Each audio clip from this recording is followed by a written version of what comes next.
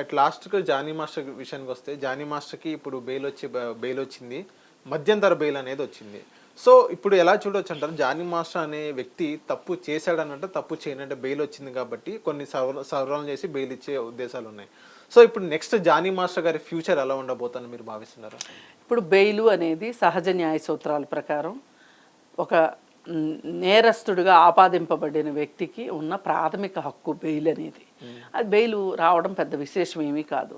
కాకపోతే పోక్సో యాక్ట్లో 90 రోజులు బెయిల్ రాదు అనేది ఒక నిబంధన. అంటే ఛార్జ్ షీట్ వేసే వరకు కూడా బెయిల్ ఇవ్వద్దు అనేది ఉంటుంది. ఎందుకంటే ఎవరైతే బాధితులు ఉన్నారో వాళ్ళు చిన్నపిల్లలు ఉంటారు కాబట్టి వాళ్ళని వీళ్ళు ఏమైనా భయపెట్టి ఏమైనా చేస్తారు, బెదిరిస్తారు, సాక్షుల్ని బెదిరిస్తారు అనే ఉద్దేశంతో ఇవ్వరు. కానీ జానీ మాస్టర్ విషయంలో ఒక ప్రత్యేక పరిస్థితి ఏంటి అంటే, ఆయనకి ఒక నేషనల్ అవార్డు వచ్చింది, రాష్ట్రపతి దగ్గర నుంచి అవార్డు తీసుకోవాలి. అందుకోసం అని చెప్పి ఆ కారణం చూపించారు కాబట్టి ఆయనకి బెయిల్ ఇచ్చారు, కానీ లేకపోతే బెయిల్ దొరికేది కాదు. అసలు ఇప్పుడు ఇంకొంతమంది ఏం వాదించారంటే, అసలు ఇలాంటి లైంగిక వేధింపులు ఎదుర్కొనే వ్యక్తికి అసలు అవార్డు ఇవ్వటం ఎంతవరకు కరెక్టు? ఇప్పుడు అవార్డు ఇస్తేనే కదా తీసుకోవటానికి వెళ్ళగలిగేది, అసలు ఇవ్వద్దు అని కొంతమంది మాట్లాడారు. ఏది ఏమైనా సరే ఆయనకి బెయిల్ ఇచ్చినంత మాత్రాన ఆయన నిర్దోషిగా విడుదల ఏం చేయలే. జగన్మోహన్ రెడ్డి అయినా అంతే, ఆయన ఈ రోజుకి నిర్దోషిగా ఏమీ ఒప్పుకోలే కోర్టు, ఆయన బెయిల్ మీదే ఉన్నాడు. అట్లాగే ఇప్పుడు కవిత అయినా అంతే, బెయిల్ మీదే ఉన్నారు. మీ మీద నేరారోపణ చేయబడింది, అది మీరు ఆ నేరం మీరు చేయలేదు అని మీ క్లీన్ చిట్ ఇంకా ఇంతవరకు రాలా. రేపు ట్రయల్ జరిగిన తర్వాత, తీర్పు వచ్చిన తర్వాత కోర్టు ఏమంటుందో చూడాలి. ఒకసారి కోర్టుకు వెళ్ళిన తర్వాత కోర్టే సుప్రీం, కోర్టుదే పై మాట, ఇంకెవరో మనం మాట్లాడడానికి లేదు. కోర్టుకి వెళ్ళనంత వరకే ఏదైనా కానీ. కోర్టుకంటూ వెళ్ళిన తర్వాత ఇప్పుడు కొన్ని రాజీపడే కేసులు ఉంటాయి. ఇప్పుడు ఈ కేసు రాజీపడే కేసు కూడా కాదు. కాబట్టి ఏంటి అంటే బెయిల్ ఇచ్చినంత మాత్రాన అదే ఆయనకు ఉన్న ఒక వెసులుబాటు మాత్రమే.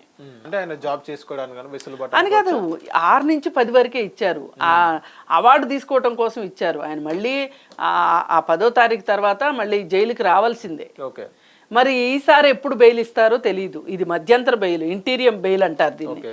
మధ్యంతరంగా ఎవరిదన్నా ఇంట్లో మనిషి చనిపోతేనో, లేకపోతే ఇంట్లో పెళ్ళి ఏదన్నా ఉంటేనో, లేకపోతే ఇట్లాంటి అవార్డు వచ్చిందని ఇట్లా ఏదైనా ఈ కారణం చూపించి బెయిల్ తీసుకోవడానికి మధ్యంతర బెయిల్ అంటారు.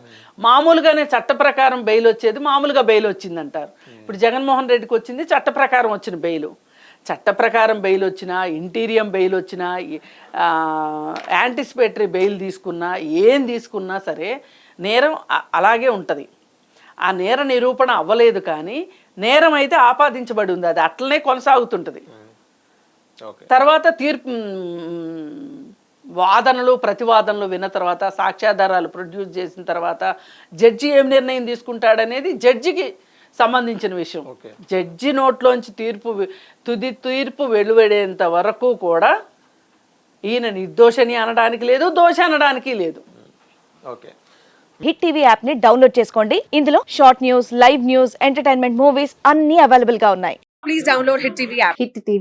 హిట్ టీవీ యాప్ ని ఫ్రీగా డౌన్లోడ్ చేసుకోండి.